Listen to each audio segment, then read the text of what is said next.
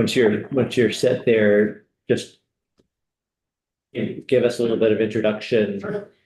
We did, as I think you know, take some testimony last week on the S323 bill that has these hemp sections in them. So we've heard from, including from some, I always want to say producers, and I think that technically that's not the right word, but processors, folks who are using hemp in CBD and other things. So, thank you for joining us. Yeah, thank you for the committee for having me. My name is Sam Bellavance. I am a hemp farmer in South Hero, Vermont.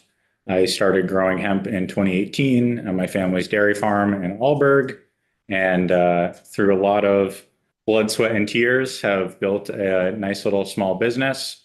We're employing about 20 people in Grand Isle County, selling hemp and CBD products across the country. About 90% of our sales are outside of the state. So I think it's a great example of value-added agriculture, taking money from the country and funneling it into rural Vermont. So I'm really proud of what we've built.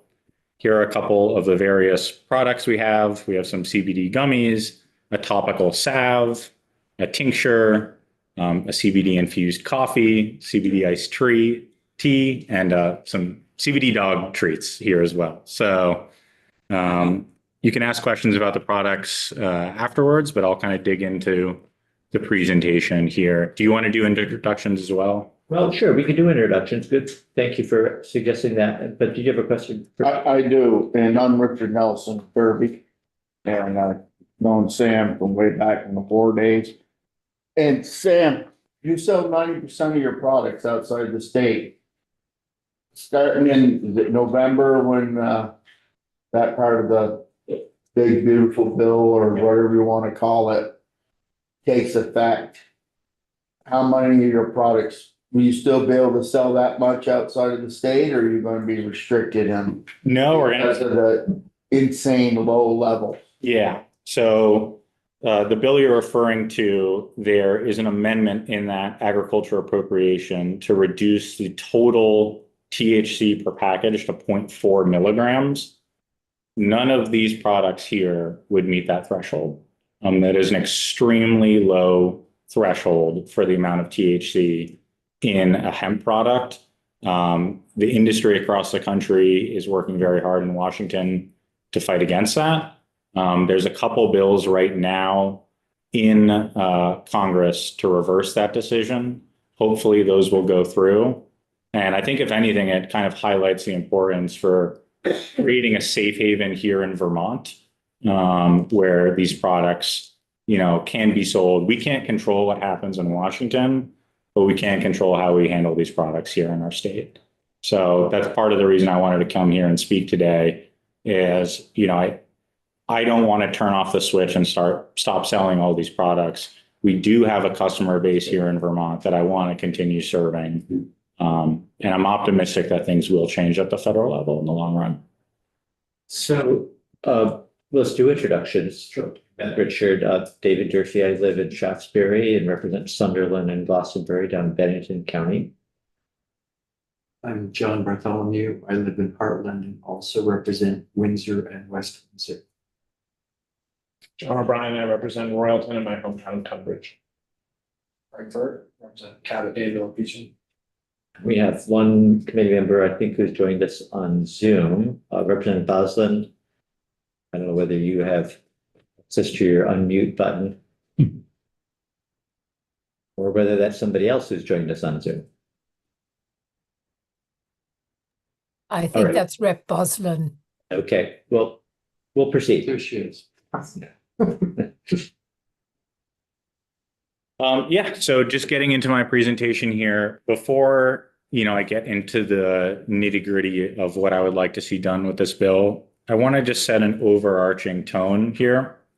If you want farmers like me to continue growing hemp, you have to make it easy to manufacture, produce, and sell hemp products. We all remember the big boom and bust of everyone growing hemp in 2018, 2019. It didn't work out for a lot of farmers.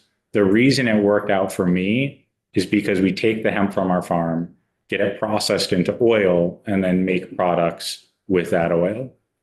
if we make it too hard to create these products, it's going to work backwards. And then people aren't going to do the oil extraction. And then farmers like me, we're not going to grow hemp. So just to highlight the importance of product development is tied to the agriculture of growing hemp. So getting into this specific bill, I do like a lot of the framework. I like the idea of housing, the regulation of hemp under one agency. And I think the CCB is equipped to handle this. 3 changes I would like to see would be the removal of the product registration system in favor of an annual license to renew. The second change would be addressing some concerns in the supply chain around the processing, possession of hemp intermediate. And then the third change I'd like to see are some more defined roadblocks for how do we prevent these out-of-state producers selling, frankly, intoxicating, sketchy products to Vermonters. So I'll get into each of those in detail here. And feel free to interrupt if you have any questions, if I can clarify anything. So my first proposed change, removing product registration in favor of an annual license renewal.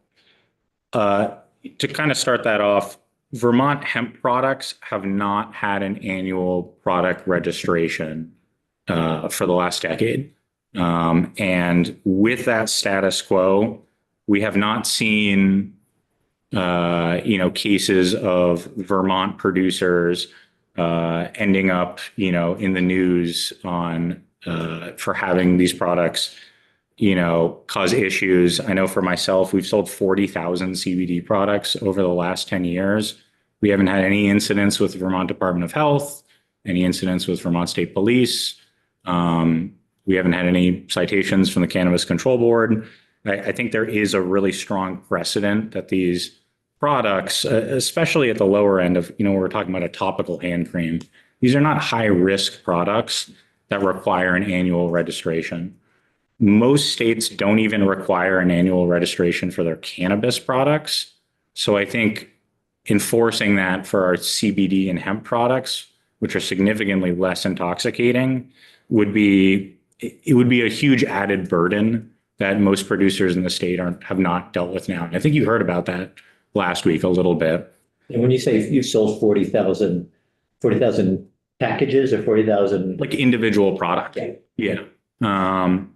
And so getting at, okay, well, how do we make sure these products are safe? Labeling requirements, product testing, and other compliance to make sure we're selling safe products to Vermonters. These can be addressed with an annual inspection as part of the license renewal process. And that's what the Agency of Ag was doing when I was under the Agency of Ag's hemp program. They would come do my annual inspection. They would pull products off the shelf. Hey, can I see your test results? Hey, can I see, what does this label look like? Do you have a disclaimer on here? We can still ensure product safety through a license renewal process, not at a product by product registration level. And I think that would be a good middle ground of creating some clarity and some public safety without being overly onerous to businesses. My other concern with the product registration model is that it's an unstable, inequitable way to fund this program. If we're thinking about, funding hemp within the Cannabis Control Board long term, the amount of products that a company sells can vary quite a bit. Sometimes they add on 5 new products. Sometimes they discontinue a product line. That's going to change a lot year to year, whereas the actual existence of the business itself isn't going to change. So it'd be a much more stable way to fund the program long term. And I also have a concern, again, if you're a small, let's say I was going to, a farmer's market and I've got my 6 products here. Right now, I'd be paying $75 for each of these products here, just selling them at my local farmer's market. Unilever could sell one product at every Hannaford's, every grocery store in the state, and they would pay $75. So me as a small producer selling a couple products at my farmer's market, I would end up paying more than the Unilever Corporation selling one product. So I think if we want to think about how do we create a market where we're helping our small producers, but also generating enough revenue, because we do need to generate revenue to fund this program. I would rather have us take an approach of there's an annual producer's license, and maybe we do a carve out for small producers. Maybe someone like me, I'm a medium producer, I can pay a little bit more. I would happily pay more than what's currently in this bill for an annual license if I could avoid having to do this product registration process. So I think that would just be simpler for everyone, the state, for consumers, for businesses. And I think There's, you can't speak on behalf of anyone else, including the board. I can imagine that an argument for the language that was proposed would be that, well, every time there's a product, that's work, that's something that has to be done. So just in terms of figuring out an equitable way to pay for the work that they're doing, having to be a product-based fee was probably part of that reasoning. totally, I understand. And look, we have individual product registration in the cannabis market. And I think that makes sense because these products are highly intoxicating and there is more potential for public harm and they do need a level of thorough review. I think for CBD products, again, most of which I've been selling this tincture for 8 years straight. It does not need to be reviewed on an annual basis to prove that it's safe. I could get an inspection once a year. They could take some samples. The Cannabis Control Board has a lab that they could run tests at their lab to confirm the data I'm providing is accurate. We could cross-reference that data. So there still is a lot of room there to address those compliance concerns and those safety concerns. And with regards to funding the program, I think you just scale it based on the size of the business. If you're a really big business operating in this market, you can probably afford to pay more. Again, I would be fine paying more than just someone who's selling a couple tinctures at their farmer's market once a month. I think you heard from a small producer in St. Johnsbury last week. Does it make sense for us to pay the exact same fee if my business is much larger?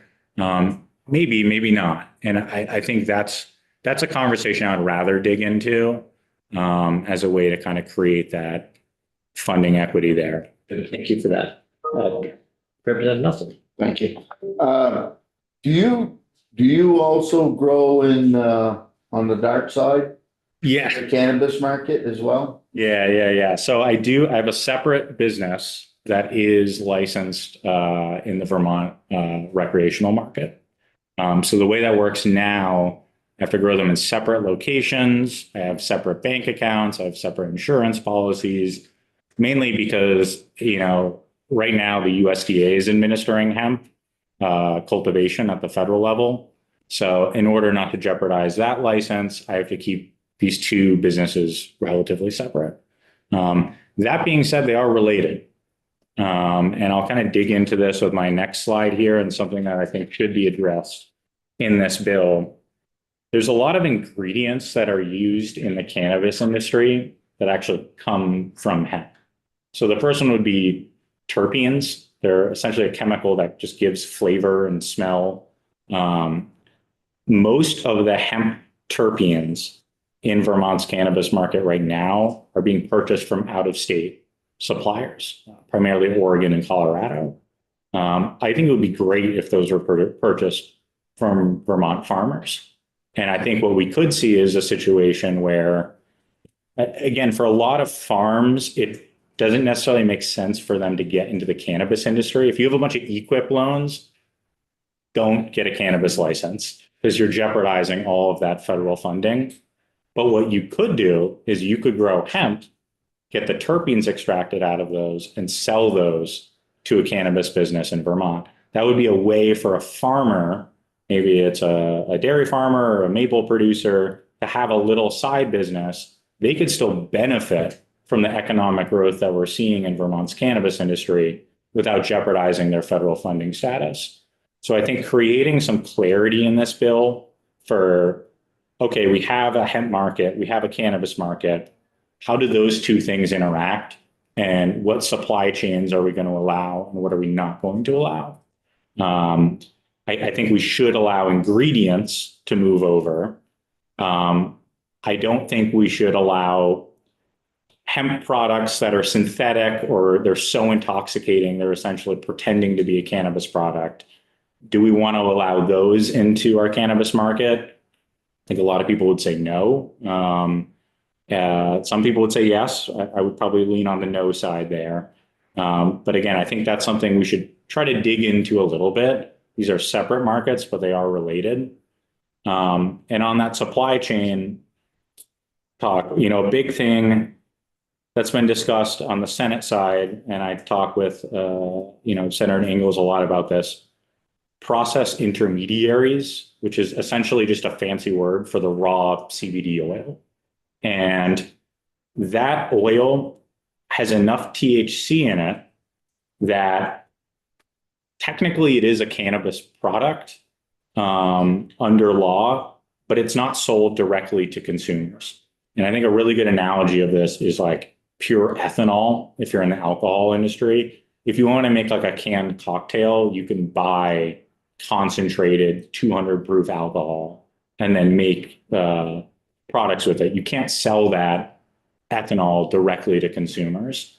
So I think what we should do in this legislation, if you're a hemp manufacturer, you have the right to purchase, possess, and sell those intermediaries, but you can't sell them directly to an end consumer.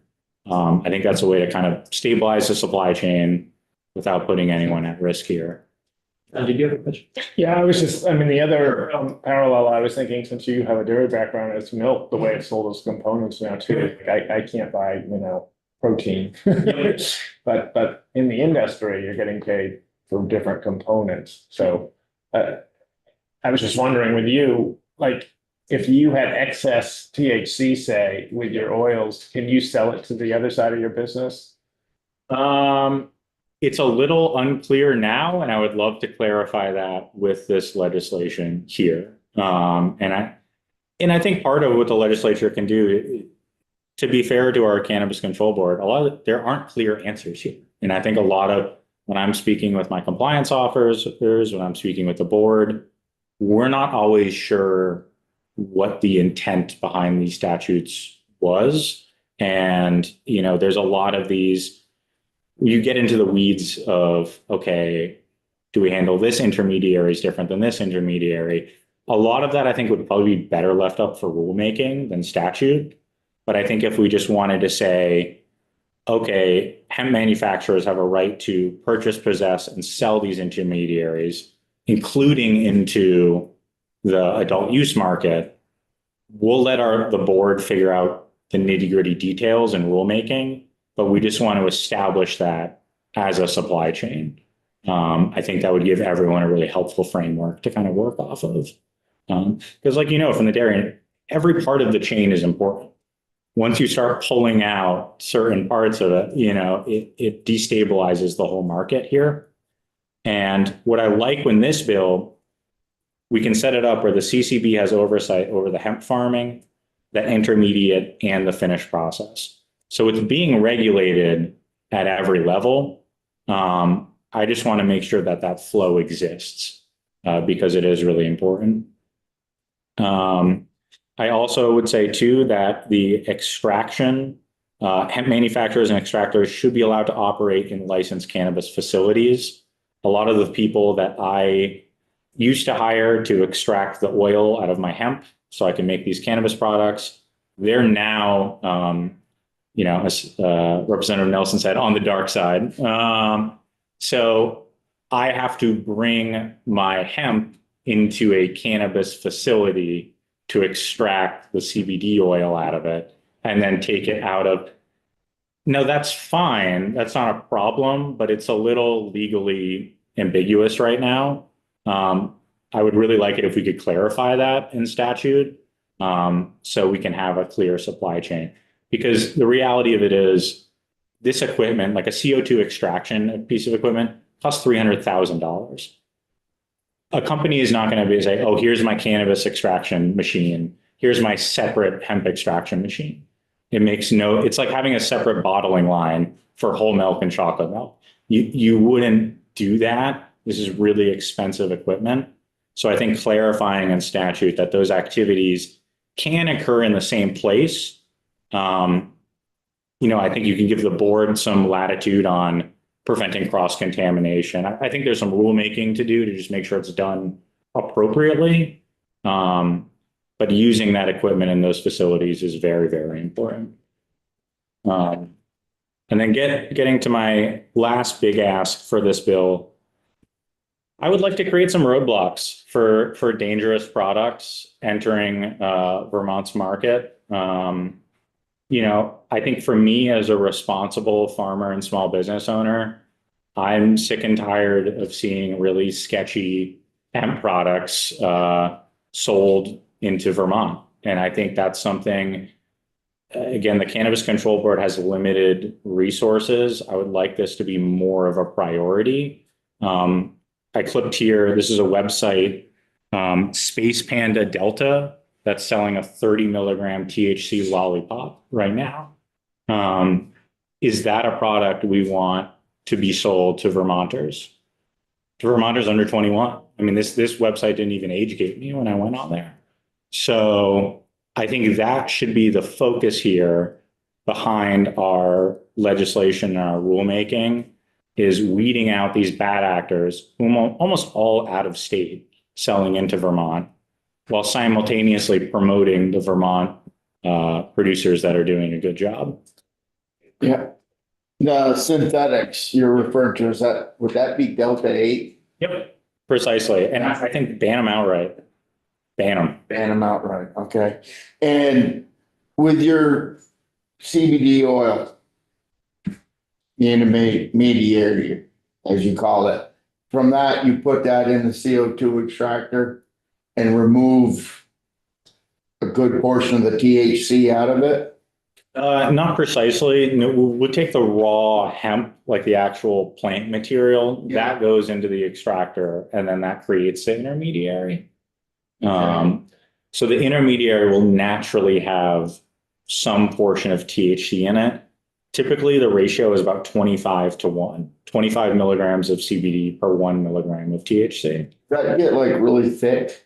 Is that the stuff I stuck my finger in Yeah. and put it on my tongue and my mouth went numb and it'd be the greatest toothache medicine? Yeah. You're highlighting why we don't allow it for direct sale to consumers. Although who knows, maybe in the dentistry industry. If I have a toothache, I'm coming to see you on Sunday. Yeah, exactly.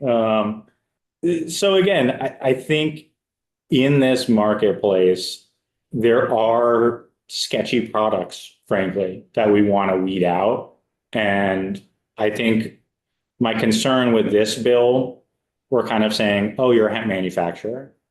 Well, are you a Vermont hemp manufacturer that's making products with Vermont hemp that has a 10-year track record? Or are you some random company from out of state that wants to jump into this marketplace and sell a bunch of synthetic vape carts and lollipops? I think that's something we need to really separate here, and empower the board to go after some of these producers. I would really like to see our Cannabis Control Board work with the Attorney General to start sending letters to some of these companies, and really good.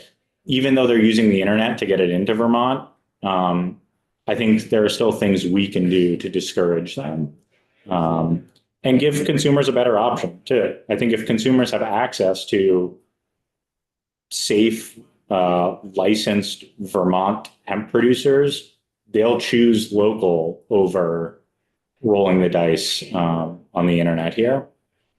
So some of those roadblocks, again, I've discussed earlier, I don't think product registration is a good roadblock.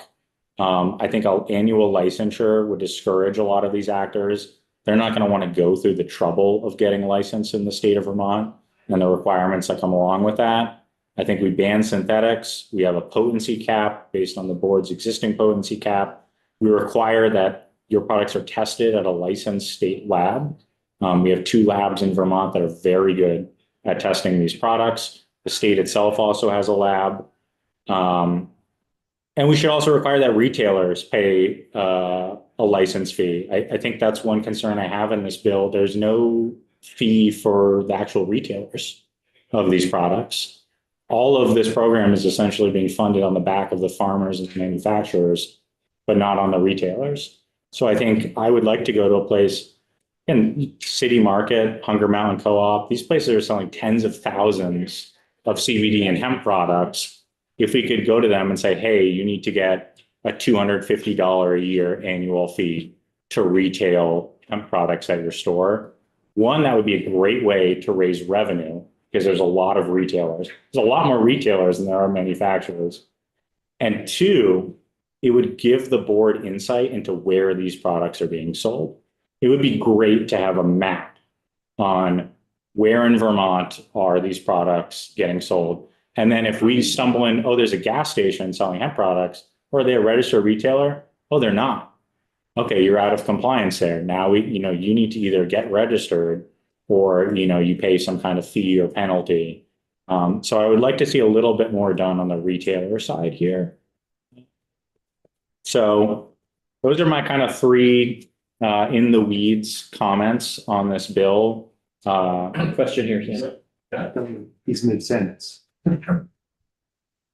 He was mid-sentence. That's all right. I cut people up in the sentence all the time. That's-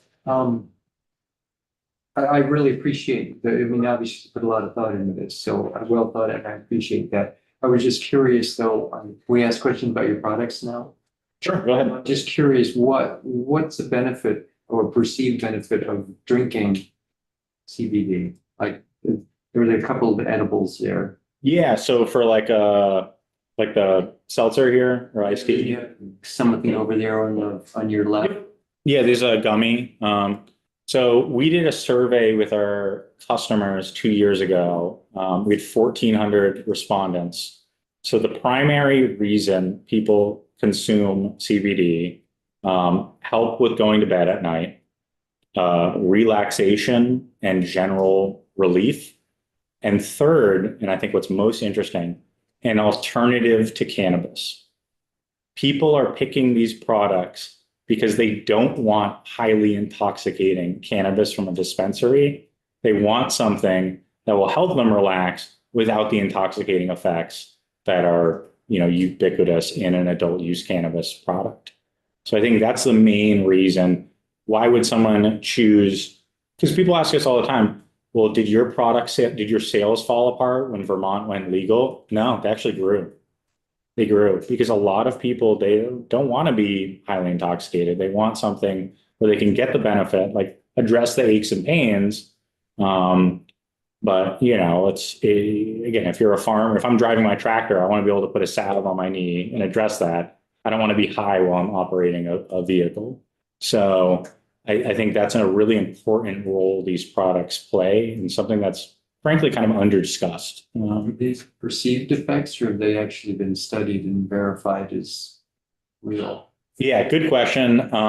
I would say right now these are perceived effects by the consumer base. There is some research being done at the university level, but I always am very cautious with making any health claims because I'm not a physician myself. And these claims haven't been approved by the FDA. You'll notice every single one of our products has an FDA dietary supplement disclaimer on it. I think that's a very important standard. I do not advertise our product as medicine. I don't think it is. I think it's a supplement that helps people during their day-to-day. And last question. Sorry. Yeah. You said 90% of your sales are out of state. So it sounds like if the federal government makes no changes, you're going to have a really tough time continuing this. I would have a tough time. I mean, Would you be done, or would you still just have to really scale back? oh God, no, I'd never give up. No, I keep going. I reformulate our products if we had to. I think we'd probably introduce some new products. I think it's something. I've been growing hemp on our farm for 8 years. I have no intention to stop, and we'll adapt and thrive in any market that exists. I try not to get too stressed out about what's going on in Washington. I know we can control what the market looks like here in Vermont.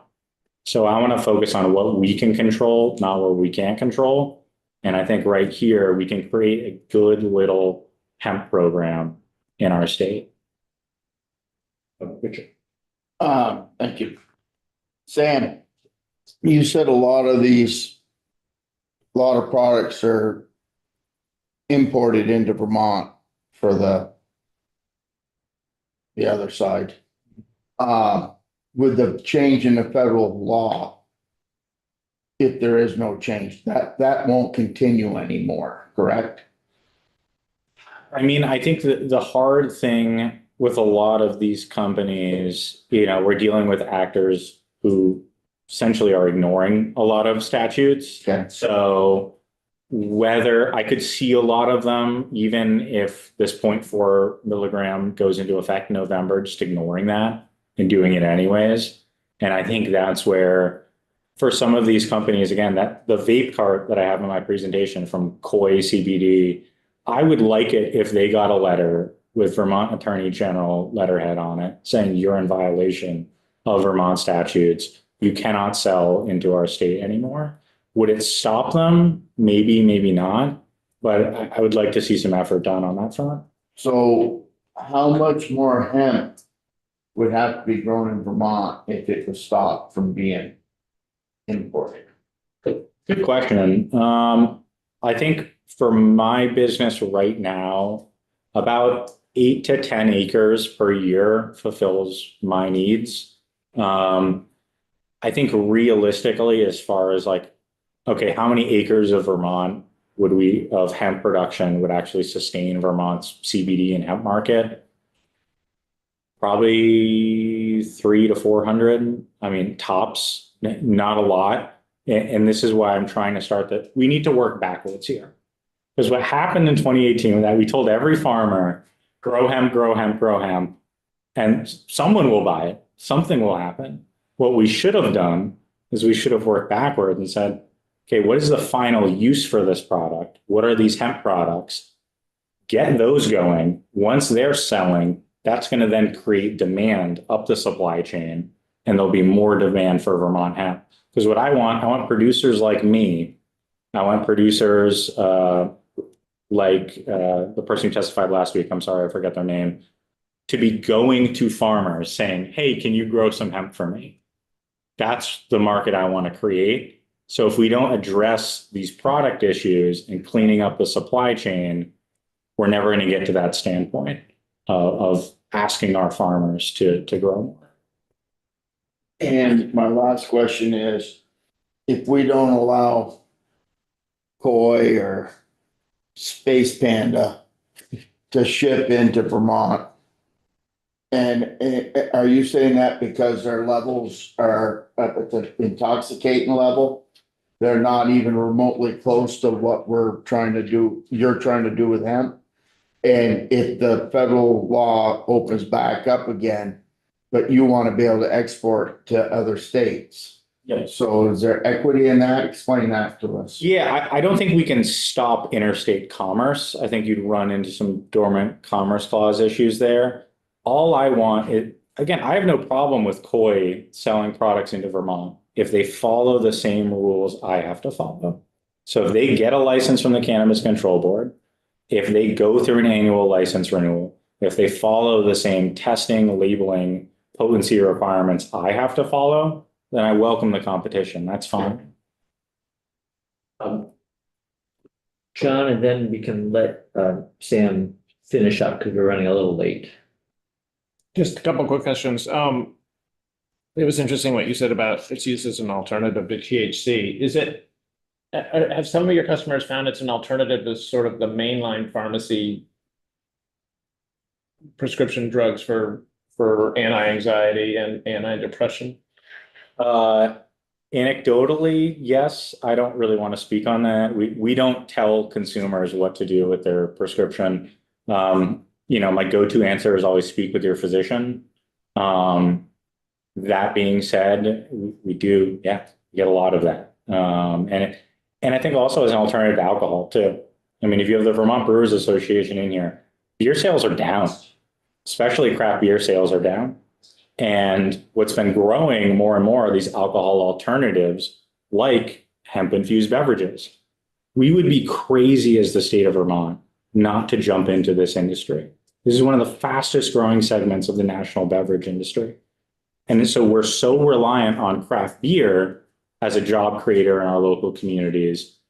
We need to get out ahead of things a little bit and, allow, I think a craft brewery should be able to get a hemp manufacturer's license and manufacture these hemp beverages. And then maybe you have a place like 14th Star that goes, oh, we need to start buying hemp from hemp farmers because our hemp beverage is selling so well. So that's what I'm talking about. If we make it easy to create and sell these products, the demand for the agriculture will come on the outside of that. So the other question was sort of reverse of what I asked earlier. Are there byproducts from the THC cannabis growers that they could sell back to the CBD market? Like, do they have, or are those things usually used in their products? I was just wondering if they had excess CBD or terpenes that you could use. Not really, no. To be honest, it's usually kind of a one-way flow. So yeah, I think that's all. I could answer questions for an hour on this if you really want to. So I'll let you wrap it up. I did have a final thought here, and this is something just as son of a dairy farmer who spent my whole life hearing about rural economic development. I just listed off a couple great hemp companies in Vermont and hemp farms. Vermont Farmers Hemp Co. in Glover, Vermont, Sun Soil in Hardwick, Vermont, Clean in Wolcott, Vermont, Vermont Pure CBD in Virgins, myself in South Hero. This is rural economic development. And we are creating jobs and creating products without taxpayer subsidy. And I think this is behavior that we really should try to encourage in our state. So I'll leave it up to the rest of you. And yeah, thank you so much for giving me the time. You didn't mention fiber or hempcrete. Is that, don't produce any of that, or did no market, or? Yeah, I would love to talk about hemp fiber and hempcrete. It is a separate market. And I think frankly is deserving of its own bill. The reason we don't have a bigger hemp fiber industry in Vermont is a lack of capital investment it takes about $30 million to build a fiber processing facility. So if we want to talk about that in like a budgetary discussion or, it's a separate conversation from what we're dealing with here. And I think to piggyback off that, that's a theoretical market that might work in Vermont, might not work. This market is working right now. This is creating jobs right now, and it has been doing it for 10 years. So I think before we think about a theoretical fiber market or a grain market, let's protect the CBD and hemp market we have existing in the state. One of the things that's been challenging for us is in having this conversation and thinking about the bill in front of us is uncertainty about the federal change. And from a policy standpoint, whether we write policy that assumes nothing changes or that assumes things go back to the way they used to be, or something else altogether, some middle ground there. And we can certainly try and accommodate different scenarios in something that we do, but I'm just wondering, is there anything that you've said, Sam, and I really appreciate very helpful information and in your thoughts here. Is there anything here that's contingent on the law going back into the November law being repealed somehow? That where you would say if we go forward with the way things are right now, that you would change any of your suggestions? I think my recommendation would be to legislate on the statutes that are in place right now. Again, right, that 0.4 number is not the federal statute right now. That is not federal law. It is, it's not enacted federal law. Yeah. It's won't be enacted until November. I think we should operate right now as if it isn't enacted, because it isn't. And if we get to a scenario next session where that comes into play and I'm running into all these kind of issues because, there's a new federal program, then we can have the conversation, next year. But I think we should really try to operate based on the way things are done right now, and we can handle that down the line. Okay. Good, thank you. Thank you. Thank you, Sam. So, I think we'll have Bradley in tomorrow. We've had the Cannabis Control Board already testify. We may have them come back in. I don't want to have us spend too much more time on this. I think we should get an amendment that we are comfortable with, and then have the Government Operations Committee, which is really a lot more familiar with the work of the board with hemp and cannabis, give them a shot at looking at this too. So, and I want to try and move that forward as quickly as we can. Do that in the next day or two. So thank you. Perfect. Thank you. I think that in the interest of time, and I think Matt Chapman has joined us and is maybe trying to get logged in. Do you have a Zoom link, Matt, or do you want to? I do, and I think it would be great, Okay. Yeah, if you want to share your screen.